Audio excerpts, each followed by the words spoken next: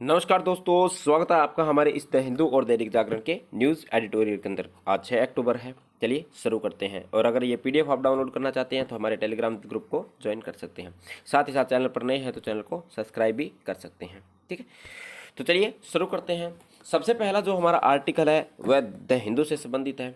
तो इस आर्टिकल के अंदर बात की गई है राज्यपाल की शक्तियों की।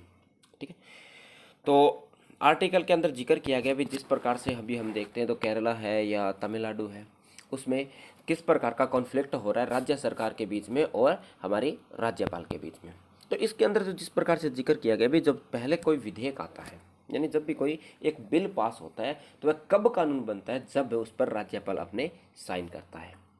ठीक है, साथ ही साथ इसके अंदर आर्टिकल 200 के तहत जो राज्यपाल को शक्तियां दी गई है उसके बारे में जिक्र किया गया है। साथ ही साथ इसके अंदर जो अनुच्छेद 361 है जिसके तहत क्या है भी जो राज्यपाल कोई भी निर्णय लेता है तो वह किसी भी न्यायालय में क्या होंगे, यानी न्यायालय की शक्ति से क्या होंगे, वह दूर होंगे या न्यायालय पर उस पर किसी प्रकार का विचार नहीं किया जाएगा।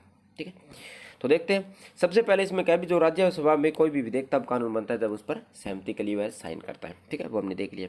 साथ ही साथ इसके आर्टिकल के अंदर जो अनुच्छेद 200 है उसमें राज्यपाल को विधानसभा व राज्यपाल के पास विधेयक भेजने की कुछ शक्तियाँ होती हैं और वह उसको कानून बनता है।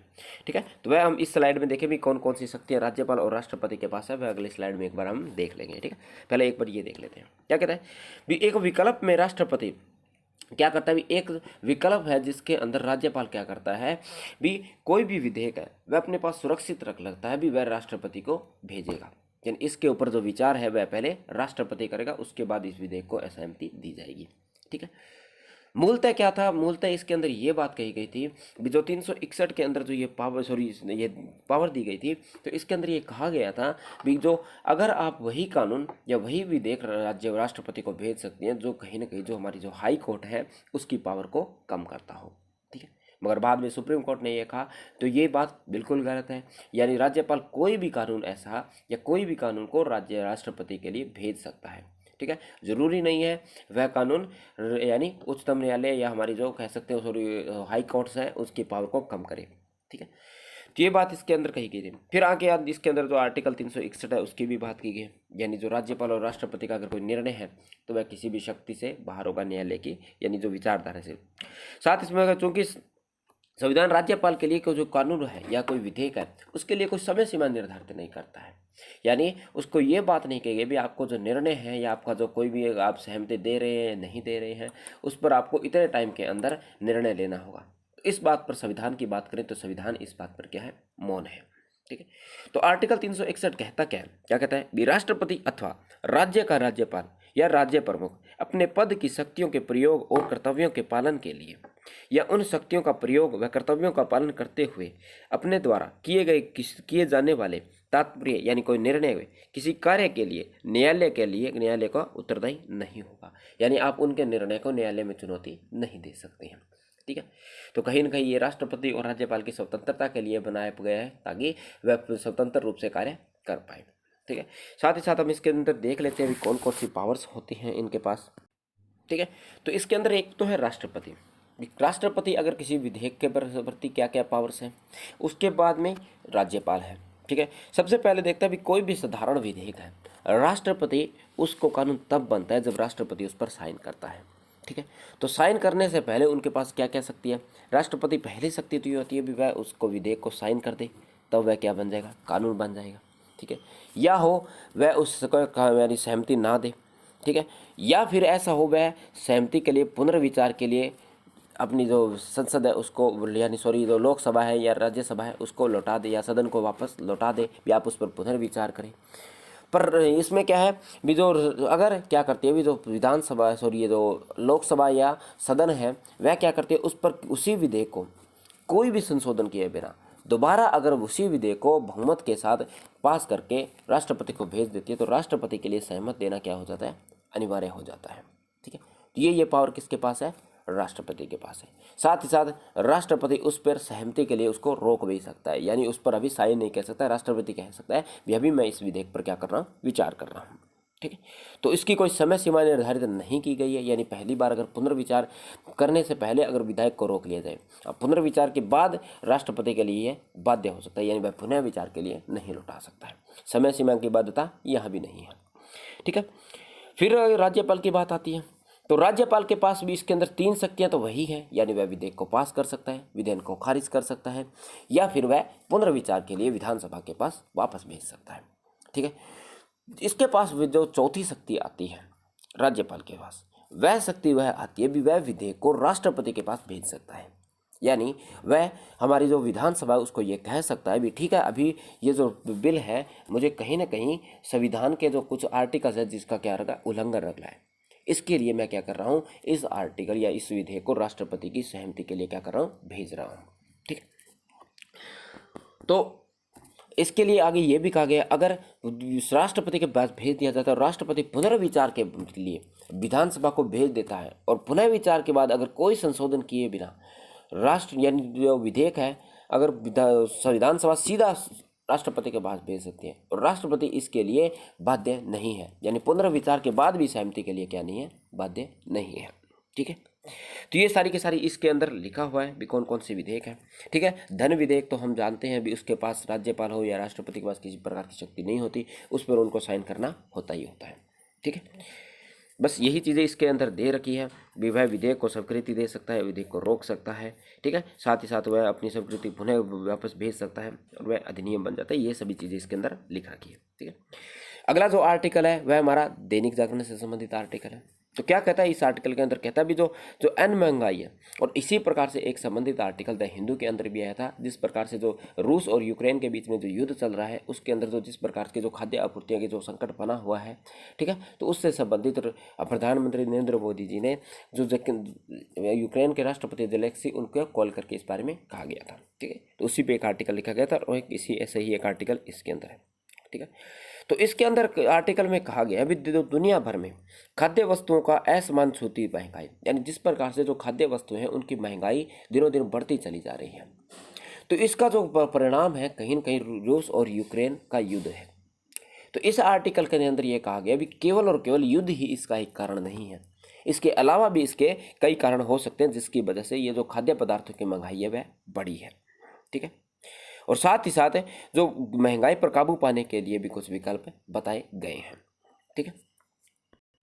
आगे इसके अंदर क्या है, जो विश्व खाद्य कार्यक्रम और संयुक्त राष्ट्र की वह अन्य 4 एजेंसियों की रिपोर्ट के अनुसार वर्ष 2021 में 2.3 अरब डॉलर का गंभीर और मध्यम स्तर को भुखमरी का सामना करना पड़ रहा है, यानी कह सकते हैं जो कहीं न कहीं जो 2.3 अरब की जो जनसंख्या है उसको भुखमरी का क्या कर रहा है, सामना करना पड़ा है। ये जो हमारी जो संयुक्त राष्ट्र और विश्व खाद्य सुरक्षा की जो और 4 अन्य एजेंसियों की भी रिपोर्ट इसके अंदर आई है। ठीक है। साथ ही साथ इसके अंदर क्या भी आपूर्ति श्रृंखला में रुकावट होने की वजह से पेट्रोल और डीजल व उर्वरक रसायनों के उच्च दाम होने के कारण भी कहीं न कहीं जो खाद्य पदार्थ है उनकी महंगाई बढ़ी है। ठीक है। और इसको कहा गया भी इसमें कहीं ना कहीं जो ज़्यादा जो विकासशील देश है, यानी जो अभी विकास कर रहे हैं वह देश काफ़ी प्रभावित हो रहे हैं, जबकि विकसित देशों के पास जो ऐसे संसाधन है वह यानी जो भंडार है उनको संटोर कर सकते हैं, मगर जो विकासशील देश है जो खाद्य की आपूर्ति कहीं न कहीं जो वैश्विक बाजार से करते हैं तो उन पर कहीं और अधिक नकारात्मक प्रभाव पड़ा है। ठीक है। इसका एग्जाम्पल हम श्रीलंका देख सकते हैं, बांग्लादेश देख सकते हैं। तो इन पर भी कहीं न कहीं जो खाद्य पदार्थ है उनकी महंगाई कितनी उच्च स्तर पर है। ठीक है। आगे इसमें कहा गया है कि मई 2020 और 2022 में विश्व यानी कह सकते हैं भी विश्व खाद्य संगठन की फूड प्रोसेसिंग इंडेक्स के अंदर 55.2% बढ़ा चुका है। यानी हम देख सकते हैं भी जो कहीं ना कहीं जो महंगाई है वह 2022 में ही नहीं बढ़ी है, यानी 2020 से लेकर 2022 की अगर हम बात करते हैं तब भी जो ये इंडेक्स है उसमें लगभग 55.2% की बढ़ चुका है। और कच्चे तेल की बढ़ती कीमतों के से जहाँ यह एक है उत्पादन और परिवहन लागत भी बढ़ी है, जिस प्रकार से साथ ही साथ हम देखते हैं भी जो कच्चे तेल है या जो कच्चा माल है उनमें भी बढ़ोतरी है। जैसे जो खाद्य पदार्थ के अंदर जिस प्रकार की सामग्रियों का इस्तेमाल होता है, यानी जिस प्रकार से हम कीटनाशकों का इस्तेमाल करते हैं, जो बीज का इस्तेमाल किया जाता है। ठीक है। जल संसाधन में भी महंगाई हो रही है, बिजली भी महंगी होती जा रही है। इसके भी कारण हो सकते हैं कहीं जिस प्रकार से कृषि के अंदर लागत बढ़ती जा रही है तो उस हिसाब से कह सकते हैं हम भी कहीं ना कहीं ये महंगाई की स्थिति बनी हुई है। ठीक है। साथ ही साथ युद्ध और अकाल जैसी स्थिति भी आई है। साथ ही साथ इसके अंदर आगे कहा गया है जो गैर खाद्य उपभोग के कारण जो बफर स्टोर 2017 में कम हो रहे हैं, जो बफर स्टोर्स थे 2017 से वह भी क्या दिनों दिन कम होते जा रहे हैं या उनकी स्थिति बिगड़ती चली जा रही है, उनकी गुणवत्ता में काफ़ी कमी आ रही है। ठीक है।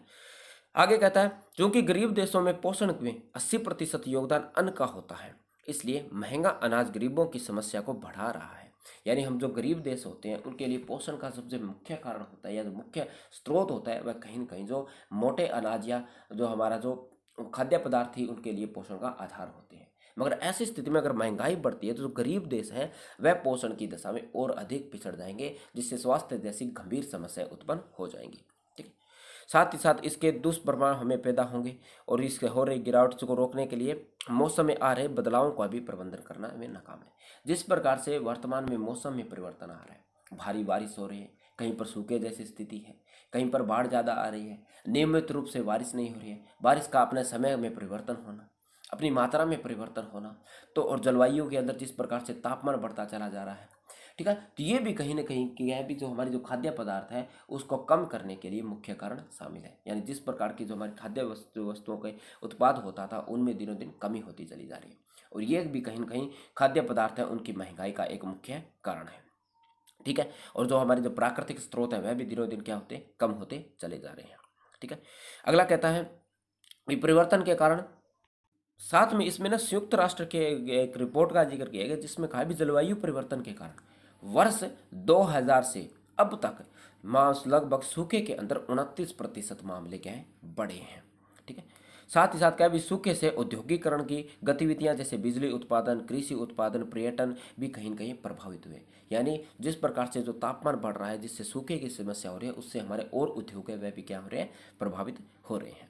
ठीक है। कृषि कार्य में जैसे मशीनरी, उर्वरक, कीटनाशक परिवर्तन इत्यादि भी प्रति हमने लगभग 17.3 अरब टन ग्रीन हाउस गैस उत्सर्जन करते हैं। जो कृषि जो हमारी मशीनरी है, जो उर्वरक जो यूरिया हम यूज़ करते हैं, ठीक है, तो वह क्या करते हैं लगभग 17.3 टन का कार्बन उत्सर्जन करते हैं, जो कि क्या करते हैं जलवायु परिवर्तन पर बहुत गहरा प्रभाव डालते हैं। साथ ही साथ एक इसके कह सकते हैं अभी जलवायु परिवर्तन के कारण जो बदलती स्थितियां यदि क्रांतिकारी सुधार नहीं किए जाते हैं तो इसके परिणाम हमें और ज़्यादा खतरनाक देखने को मिल सकते हैं। ठीक। आगे इसमें क्या भी खाद्य महंगाई पर काबू पाने के लिए हमें केंद्रीकृत और औद्योगिक उत्पादन तंत्र की जगह पर्यावरण अनुकूल केंद्रित खाद्य उत्पादन तंत्र स्थापित करना होगा। ठीक है। साथ ही साथ का भी जिस प्रकार से ये देखा जा रहा है भी आज जिस प्रकार की समस्या उत्पन्न है इससे हमें जो खाद्य पदार्थ की महंगाई है उसको कंट्रोल करने के लिए कहीं ना कहीं केंद्रीकरण औद्योगिकरण के साथ साथ हमें जो पर्यावरण अनुकूल विकास करने की आवश्यकता है। यानी हमें जो विकास करना है उसमें पर्यावरण को ध्यान में रखना जरूरी है। ठीक है। इसमें कहा गया है भी जो अपना भोजन है वह खेतों से लेकर जब तक थाली तक पहुंचता है तो उसकी मात्रा में सब साथ साथ काफ़ी भोजन है या काफ़ी मात्रा में उसकी यानी वेस्टेज भी होता है और साथ ही साथ उसकी क्वालिटी भी क्या होती है कम होती चली जाती है। ठीक है। इसके अंदर बस यही कहा गया है इतना ही। बिग मशीनरिंग होता है जो प्रोसेसिंग होती है उसमें उसकी लागत भी बढ़ जाती है और उसकी गुणवत्ता में भी क्या हो जाती है कमी हो जाती है, जिसके अंदर मिलावटी जैसे कारण भी जिम्मेवार हो सकते हैं जिसको हम भ्रष्टाचार की श्रेणी के अंदर रखते हैं। ठीक है। तो यही एक आर्टिकल था जिसके अंदर एक ये खाद्य पदार्थ से संबंधित जो हमारी समस्या थी उनके बारे में कहा गया था। ठीक है। अगला जो आर्टिकल है उसके अंदर का जो खतरनाक होती है सट्टेबाजी खेल।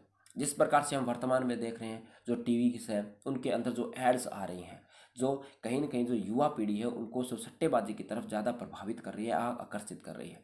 यानी लाखों या करोड़ों के इनाम का यानी कह सकते हैं उनको झांसा देकर अपनी ओर आकर्षित करती हैं और कहीं ना कहीं उनको धीरे धीरे सट्टे की लत लगाने की और अग्रसर कर रही है।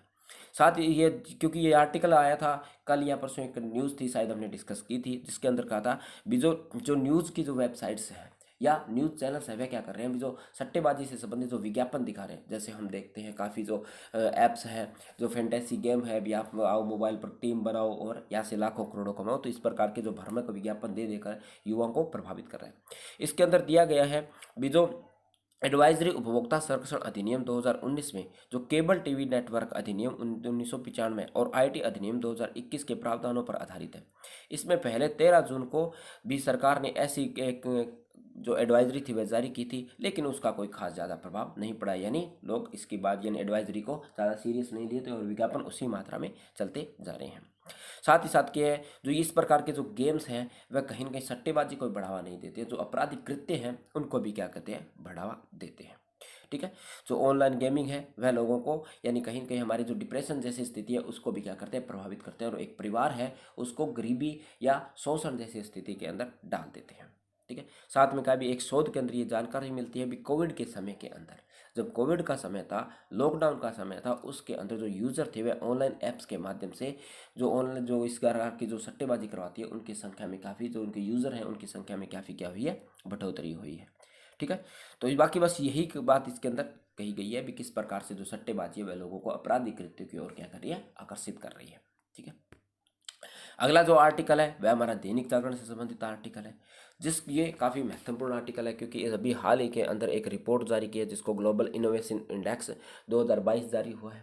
इसके ऊपर यह आर्टिकल लिखा गया है कि किस प्रकार से जो नवाचार की जो सोच है, यानी जो आविष्कार की जो सोच है या जो साइंटिफिक जो सोच है, उससे हम देश का विकास और तीव्र गति से कर सकते हैं, और कितनी हमें उसकी आवश्यकता और कौन कौन से कदम अभी तक आज तक सरकार के द्वारा उठाए गए हैं। ठीक है, आर्टिकल की शुरुआत में भी कहा गया भी, जो विश्वव्यापी आर्थिक एवं नवाचारी क्षमता वह कड़ी है जिसमें उद्यमशीलता की गति पकड़ती है, यानी जिस कहते हैं भी, जिस प्रकार से अगर हम नवाचार के कारण टेक्नोलॉजी के अंदर बढ़ावा होता है तो जो उद्यमशीलता है उसके अंदर की गति और अधिक गति बनती है। ठीक है, साथ ही साथ इसके अंदर कहा गया भी, जो राष्ट्रीय नवाचार परिषद जो सरकार है, जो वर्तमान सरकार है, कि उसने भी नवाचार के लिए काफ़ी महत्वपूर्ण योगदान दिया है। कौन कौन से कारण बताए गए भी, कौन कौन से कदम उठाए हैं, एक तो जो राष्ट्रीय नवाचार परिषद बनाई गई है, अटल इनोवेशन मिशन बनाया गया है, भारत में समावेशी जो नवाचार कृषि जैसी संस्थाओं के बावजूद भी यानी कम यानी क्या कहते हैं उनके बावजूद ये लाई गई हैं सुधार के लिए। ठीक है, आगे इसके अंदर कहा गया है भी, हालांकि जो नवीन अनुसंधान और नवाचार की जितनी संभावनाएं भारत के अंदर है, उसके नाते ऐसी संस्थाओं की और भी ज़रूरत है, यानी जितनी यहाँ के संभावनाएं है उसके मुकाबले जो कदम है वह तो धीरे अभी कम है, और कदम उठाने की हमें क्या है, आवश्यकता है। ठीक है, उस नाते ऐसी संस्थान की जरूरत है जो नवाचार और प्रोत्साहन के लिए अकादमिक रूप में कदम उठाए। ठीक है, साथ ही साथ कुछ ऐसी प्रोत्साहन बनाने की भी हमें आवश्यकता है जो जिन जिन व्यक्तियों के पास अकादमिक डिग्री नहीं है, हम कह सकते हैं डिग्री नहीं है, मगर वह नवाचारी सोच उनके पास काफ़ी उच्च स्तर की है, यानी वह साइंटिफिक सोच उनके उच्च स्तर की है, तो उन्हें भी इसके अंदर क्या दिया जाना चाहिए, बढ़ावा दिया जाना चाहिए। और साथ ही साथ जो आज जो हमारे जो IITs या कुछ ऐसे संस्थान हैं जो नवाचार को बढ़ावा देते हैं, जो कुछ बड़े शहर जिसमें बेंगलुरु है, दिल्ली है, मुंबई जैसे शहरों पर स्थित है, और ये ऐसे शहर 19 शहरों पर हैं, और उनको भी क्या करना पड़ा, बढ़ावा देना पड़ेगा, यानी जगह जगह पर इस प्रकार के जो संस्थान हैं उनका निर्माण करना होगा। ठीक है, क्या किया गया है, अभी वर्ष 2021 में प्रगति बुनियादी का आधार बनने वाली कौन सी, जो ग्लोबल इनोवेशन इंडेक्स जिसको बोलते हैं वैश्विक नवाचार इन सूचकांक जारी किया गया है, जिसमें भारत की पिछले वर्ष 46 नंबर पर रैंक थी, जो अब की बार 6 अंक सुधार करके कौन से 40 नंबर पर आ गई है। ठीक है, तो ये सुधार इसीलिए हुआ है भी, जो वर्तमान सरकार ने नवाचार को बढ़ावा देने के लिए काफ़ी सकारात्मक कदम उठाए हैं। ठीक है, और कहीं कहीं क्या गया है भी, जो 2015 के अंदर जो हमारी रैंक थी वह 81वीं रैंक थी, अभी हमने 81वीं रैंक से 40 रंग यानी 41 अंक का सुधार करना इतने कम समय में कहीं न कहीं हमारे लिए एक उत्साहपूर्ण कार्य है। ठीक है, साथ ही साथ क्या भी, नवाचार में निवेश की उसकी कुल GDP का लगभग महज हम कितना 1% ही खर्च कर रहे हैं, यानी नवाचार को बढ़ावा देने के लिए भारत केवल और केवल 1% करता है, जबकि चीन की बात करें तो वह लगभग 2.8% खर्च करता है। ठीक है, दक्षिण अफ्रीका की अगर बात अमेरिका जो चीन है वह 2.1% करता है, अमेरिका 2.8% करता है, और जो दक्षिण कोरिया है वह कितना करता है, 4.2% करता है, और इजराइल 4.3% करता है। ठीक है, अगर भारत की बात करें तो भारत की इतनी विशाल जनसंख्या होने के बाद भारत केवल केवल 1% अपनी GDP का नवाचार पर खर्च करता है। ठीक है, साथ ही साथ भारत में जो नव परिवर्तन औद्योगिक अनुसंधान एवं विकास में अग्रणी बनने के लिए मध्य में निजी निवेश जो खर्च को भी बढ़ावा देना होगा, यानी जो निजी क्षेत्र है उनको भी इसकी ओर क्या करना होगा, प्रभावित करना होगा, या उनको भी इसकी ओर आकर्षित करने के कदम उठाने होंगे। ठीक है, आगे इसके अगर जिस प्रकार से भारत में जो हम कहते हैं जो आर्टिफिशियल इंटेलिजेंस है यानी कृत्रिम बुद्धिमत्ता, और जिस प्रकार से नोबल रोबोटिक्स के या नई तकनीक की ओर भी बढ़ावा देने की हमें क्या है, आवश्यकता है। ठीक है, साथ ही साथ इसके अंदर काव्य संस्कृति को जानने के लिए नीति आयोग ने वर्ष 2019 के अंदर एक नवाचार जिसको बोलते हैं नवाचार सूचकांक भी जारी किया था, जिसका UPSC ने 2020 के अंदर क्वेश्चन भी पूछा था। ठीक है, तो कहीं ना कहीं ये भी कहीं की क्या हो सकता है, इसके अंदर सहयोगी हो सकता है। ठीक है। आगे इसके अंदर कहा है भी जो इसका जो मुख्य कारण कहीं ना कहीं कह सकते हैं जो हमारी जो सोच है उसके अंदर कहा भी, सॉरी, इसके अंदर एक जो ये नवाचार का जो हमारा लिया गया था नीति आयोग के द्वारा, तो उसके अंदर जो तमिलनाडु है, जो महाराष्ट्र है, तेलंगाना ने इनमें काफ़ी अच्छा प्रदर्शन किया है। मगर जो कुछ राज्य हैं तो उनको छोड़ दिया जाए तो उन्होंने इतने अच्छे प्रदर्शन नहीं किए गए। तो कहीं ना कहीं उसके जो कारण है, कहीं के जो वैज्ञानिक व तकनीकी व रोजगार व कौशल विज्ञान वह कहीं ना कहीं अंग्रेजी भाषा में होना है। यानी जिस प्रकार की जो तकनीकी या नवाचार के जो ज्ञान है या जो शिक्षा है वो केवल और अंग्रेजी भाषा में दी जाती है। अगर ये स्थानीय भाषा में दी जाती है तो उसका और अधिक क्या होगा, हमारा विश्वास होगा, यानी और उससे अधिक विकास होगा नवाचार के प्रति। ठीक है। और पहले हमने एक रिपोर्ट का भी जिक्र किया गया था जिसके अंदर कहा गया था कि भारत में केवल और केवल 5% लोग हैं जो अच्छी अंग्रेजी जानते हैं, इंग्लिश जानते हैं, और 95% लोग ऐसे हैं जो अपनी स्थानीय भाषा में ही कार्य करते हैं। तो अगर हम सिर्फ अंग्रेजी में रखते हैं तो हम 5% ही प्रतिभा का इस्तेमाल कर सकते हैं और 95% इस्तेमाल नहीं कर सकते। इसलिए हमें स्थानीय भाषा को भी बढ़ावा देना चाहिए। ठीक है। साथ ही साथ इसके अंदर 1930 में जिस प्रकार से जो स्वतंत्रता पूर्व हमारा जो योगदान था उसका भी जिक्र किया गया है। इसमें जो हमारे जो सीवी रमन के जो साधारण देशीय उपकरण को बढ़ावा देने की बात कही गई थी। ठीक है। साथ ही साथ इसके अंदर जो हमारे उनके जो और डॉक्टर APJ अब्दुल कलाम है उनके बारे में भी इसका जिक्र किया गया है। जो चंद्रशेखर जी बसु थे उनके ने जो जिस प्रकार की जो रेडियो तरंगे थी उनका आविष्कार किया है। तो हम कह सकते हैं भी जो भारत का जो यानी इतिहास है उसमें भी कहीं के जो नवाचार के जो गुण है वह विद्यमान है। ठीक है। इसलिए हमें नवाचार को बढ़ावा देना होगा और इस जो उद्योग है इसको भी हमें एक उद्योग की तरह देखना चाहिए ताकि इस पर हम और अधिक विकास कर पाएँ। ठीक है। तो ये एक आर्टिकल था नवाचार से संबंधित, और इसी से संबंधित एक जो इसके साथ में एक आर्टिकल आता है वह भी इसी से संबंधित होता है। स्टार्टिंग में बस इसी चीज़ का जिक्र किया भी जो इनोवेशन इंडेक्स है उसमें भारत 6 अंकों की सुधार कर 40वें स्थान पर आ गया है। ठीक है। बाद में इसके अंदर जो जिक्र किया गया है कहीं ना कहीं जो क्या भी जीवन में हर पहलू में विज्ञान में अहम भूमिका होती है। हम देखते हैं भी वैज्ञानिक सोच के बिना हमें आज कितना विज्ञान से घिरे हुए हैं। ठीक है। और कहीं कह सकते हैं भी बिना वैज्ञानिक सोच के UPSC भी पॉसिबल नहीं है। ठीक है। साथ ही साथ इसके अंदर क्या भी देश में जो मल्टीनेशनल रिसर्च एंड डेवलपमेंट केंद्रों की संख्या में भी बढ़ोतरी हुई है, जो कि वर्ष 2010 के अंदर लगभग कितनी थी, 721 थी, वह अभी बढ़कर लगभग 1200 के आसपास पहुंच गई है। ठीक है। तकनीकी और नवाचार और शिक्षा जैसे गुणवत्ता के पक्ष में जहाँ में शिष्टाचार और दक्षता को बढ़ावा मिला है वहीं उत्थान में संभव हुआ है। यानी किस प्रकार इस प्रकार से जो सुधार हुए उससे ही इस प्रकार की जो सुधार है वह कहीं न कहीं देखने को हमें मिले हैं। ठीक है। जब सत्ता सुशासन होती है, यानी जब कहता है जब वहाँ जो सत्ता होती है कहीं कहीं उसके अंदर सुशासन या सुसमन्वय होता है तो इस प्रकार के हमें रिजल्ट देखने को मिल सकते हैं। ठीक है। यानी अगर जो सत्ता में बैठे लोग भी अगर भ्रष्टाचारी होते हैं तो हमें इस प्रकार के परिणाम देखने को नहीं मिल सकते हैं। ठीक है। साथ ही साथ कहा गया है हालांकि सुशासन को भी शोध और नवाचार और भरपूर आवश्यकता रहती है। यानी जिस प्रकार के जो हम कह सकते हैं जो भ्रष्टाचार को कंट्रोल करने के लिए आज हमने जो जन धन योजना चलाई थी, जो ऑनलाइन खाते खोले गए थे, जो डिजिटल पेमेंट को बढ़ावा दिया जा रहा है, तो ये भी कहीं ना कहीं क्या है भी एक जो कहीं ना कहीं जो सुशासन है उसको भी क्या कहता है, जो नवाचार है वह क्या कहता है, बढ़ावा देता है। जिसमें हम सुपर कंप्यूटर देख सकते हैं, आर्टिफिशियल इंटेलिजेंस देखते हैं, जैव विविध प्रौद्योगिकी देख सकते हैं, नैनो टेक्नोलॉजी देख सकते हैं। तो इस प्रकार की जो टेक्नोलॉजी जो होती है वह क्या करती हैं, इसके अंदर हमारी जो ई-गवर्नेंस होती है उनके में क्या करती है, बढ़ोतरी करती है। ठीक है। साथ ही साथ इसमें कहा भी गौरतलब है कि जो नवाचार का उद्देश्य है नए विचारों और तकनीकी को सामाजिक एवं आर्थिक चुनौतियों का बदलना भी शामिल करता है। साथ ही साथ क्या भी नवाचार के अंदर जो नई नई चुनौतियां आ रही है उसमें निपटने में भी हमारे लिए क्या हो सकता है, सहायक हो सकता है। ठीक है। बाकी इसके अंदर यही जिक्र किया गया है, कोई नई चीज़ इसके अंदर है नहीं भी, जिस प्रकार से ये सुधार देखे गए हैं उन्हीं के बारे में इसमें कहा गया है। ठीक है। देखते हैं अगले आर्टिकल। जो अगला आर्टिकल है वह भी हमारा दैनिक जागरण से संबंधित आर्टिकल है। इसके अंदर कहा गया जो नेपाल उसमें बढ़ती आपूर्ति, इसमें का भी जो हाल ही में जो नेपाल की जो इलेक्ट्रोसिटी का एक वक्तव्य जारी किया है जिसके अंदर कहा गया जो भारत के साथ जो व्यापार है 4 महीने के अंदर जो लगभग 56 मिलियन डॉलर का 4 महीनों के अंदर बिजली जो भारत को नेपाल ने बेची है। ठीक है।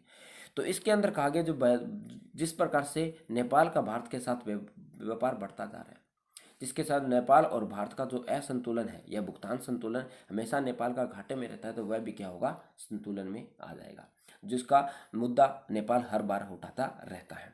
ठीक है। साथ ही इसके अंदर जिक्र किया गया जो नेपाल है वहाँ से लगभग 6000 के आसपास नदियाँ बहती हैं। ठीक है। मगर उनके पास पैसा ना होने की वजह से या बुनियादी ढांचा कमज़ोर होने की वजह से वह अपनी क्षमता के अनुसार बिजली का उत्पादन नहीं कर पाते हैं। साथ ही साथ हम देखते हैं जो जल ऊर्जा होती है वह पर्यावरण को भी क्या करती है, कम नुकसानदेह पहुंचाती है या शून्य नुकसान पहुंचाती है। तो हम इसके साथ हम पर्यावरण को भी क्या कर सकते हैं, सुरक्षित कर सकते हैं। और इसके अंदर कहा गया भी जितनी क्षमता नेपाल के पास है वह उसका केवल और केवल 10% से कम ही उसका इस्तेमाल कर पाता है। ठीक है, साथ ही साथ इसके अंदर कहा गया है आगे इसके अंदर बांग्लादेश का भी एग्जाम्पल लिया गया है। ठीक है, भी क्या अभी जो बांग्लादेश है वह क्या करता है, अभी नेपाल से सस्ती बिजली खरीदने का इच्छुक है। अब बांग्लादेश को अगर यानी वो बिजली खरीदनी है तो वह कहीं न कहीं भारत के रास्ते खरीदेगा। तो इसके अंदर जो भारत की जो भूमिका वह और अधिक महत्वपूर्ण हो जाती है। चाहे वह भारत हो, भूटान हो, अगर भूटान को भी नेपाल से बिजली सस्ती खरीदनी है तो उसके लिए भी भारत की आवश्यकता पड़ेगी, क्योंकि बीच में सिक्किम पड़ता है। तो यहीं कहीं न कहीं ये दो यानी इन देशों को भी हम इन वजह से क्या कर सकते हैं, आपस में जोड़ सकते हैं। ठीक है, तो इसके अंदर जो भारत की भूमिका है वह और अधिक महत्वपूर्ण हो जाएगी। ठीक है, साथ ही साथ कहा गया भी इसके अंदर कहीं न कहीं जो हमारा जो दक्षिण एशियाई क्षेत्रीय सहयोग संगठन है, जिसको हम बोलते हैं डेक्स के नाम से बोलते हैं, उसके अंदर भी कहीं न कहीं हम इनको जोड़कर चल सकते हैं, जिसका वर्ष 2014 से अब तक कोई भी नई मीटिंग नहीं हुई है। ठीक है, और इसका मुख्य कारण कहीं न कहीं जो पाकिस्तान की जो आतंकवादी संबंधित गतिविधियां हैं उस पर रोक लगाने से संबंधित इसकी मीटिंगें नहीं हो पा रही हैं। ठीक है, साथ ही साथ इसके अंदर जो बिम्स्टेक है, जिसको अंदर बंगाल की खाड़ी बहुपक्षीय क्षेत्र तकनीकी और आर्थिक सहयोग पहल है, और साथ ही साथ जो बांग्लादेश, भूटान और भारत के बीच में जो समझौता हुआ है, यानी इन 4 देशों का एक संगठन है। तो ऐसे मोर्चों पर भी भारत की जो हिस्सेदारी है या भारत का जो भागीदारी है वह काफ़ी महत्वपूर्ण हो सकती है। ठीक है, और साथ ही साथ जो पड़ोसी देश हैं उनका विश्वास भारत पर और अधिक दृढ़ होगा। ठीक है, साथ ही साथ इसके अंदर कहा गया जो बांग्लादेश ने यानी अमेरिका ने हाल ही के अंदर नेपाल के साथ एक 500 मिलियन का एक समझौता किया था। ठीक है, जिसके अंदर जो नेपाल के अंदर जो सुरक्षा है, यानी जो गरीबी अनुमूलन से संबंधित है, सुरक्षा से संबंधित है, बुनियादी ढांचे से संबंधित जो मुद्दे हैं उनको सुलझाया जाएगा और उनको यानी फंड प्रदान करवाया जाएगा, जिससे क्या भी वह अपना विकास कर पाए। ठीक है, साथ ही साथ बिजली क्षेत्र की बढ़ती नज़दीकी और दोनों देशों के बीच परंपरागत और खास संबंधों की ओर मजबूती प्रदान करेगा। ये भी देख सकते हैं जो भारत और नेपाल के बीच में धीरे धीरे जिस प्रकार का व्यापार बढ़ता जा रहा है, जिसकी वजह से भारत और नेपाल के जो संबंध है और गहरे होंगे, और जो हमारे जो भुगतान असंतुलन की समस्या है उससे भी निजात पाया जा सकता है। और साथ ही साथ जो हमारे जो पड़ोसी देश हैं उनको भी हम जोड़कर साथ में रख सकते हैं। ठीक है, उसके अंदर भी भारत की जो भूमिका है दिनों दिन बढ़ती चली जाएगी। ठीक है, तो आज की वीडियो में इतना ही। अगर आपके लिए वीडियो हेल्पफुल होती है तो प्लीज़ आप चैनल को सब्सक्राइब कर लीजिए। साथ ही साथ अगर वीडियो आपको पसंद आती है, अच्छी लगती है, तो आप वीडियो को शेयर भी कर सकते हैं। ठीक है, तो मिलते हैं नेक्स्ट वीडियो में।